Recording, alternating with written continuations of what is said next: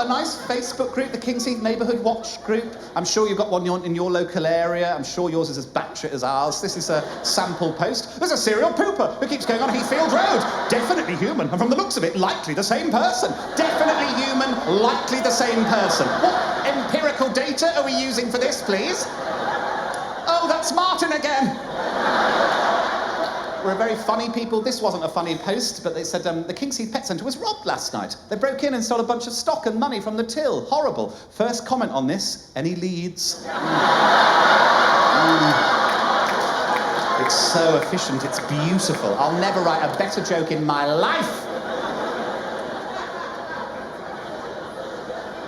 It's a nice place to live, King's Heath, nice place. Something made me love it a little less. About 4 years ago, I got in a cab, got into an Uber.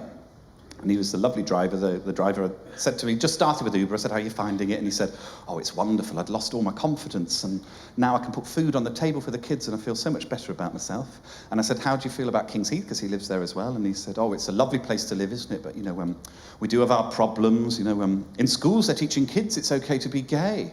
I was like, ah, shit.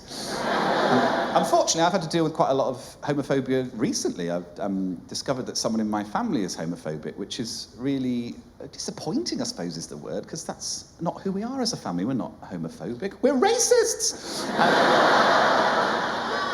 I won't tell you which family member it is. I'll just tell you I've got 3 aunties. I've got Auntie Susan, Auntie Deborah, and anti-gay marriage. And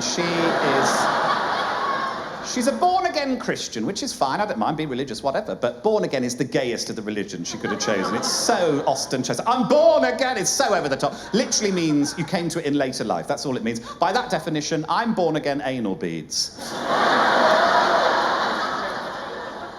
So I'm in the back of this Uber and he's saying, they're teaching kids it's okay to be gay in schools. And I said, oh, it's a shame you say that because I'm bisexual and that affects me. And he went, oh, I'm so sorry, I don't want to offend anyone, I don't want to upset anyone. It's just, in my religion, the anus isn't meant for sex. And I said, well, have you ever had oral sex? And he went, yeah. And I said, well, the mouth's not really meant for sex, is it? And he went, oh. And I said, I'll see you in hell. He loved that. He laughed. We laughed all the way through the journey. At one point, he said, you're really funny. Are you on Facebook? I was like, darling, I'm a huge fucking deal. But nobody, shouted. No one was aggressive. No one was violent. We just had an adult conversation about it. I got out the cab, reported him to Uber, and he lost his job. It's a nice story. It's a nice story.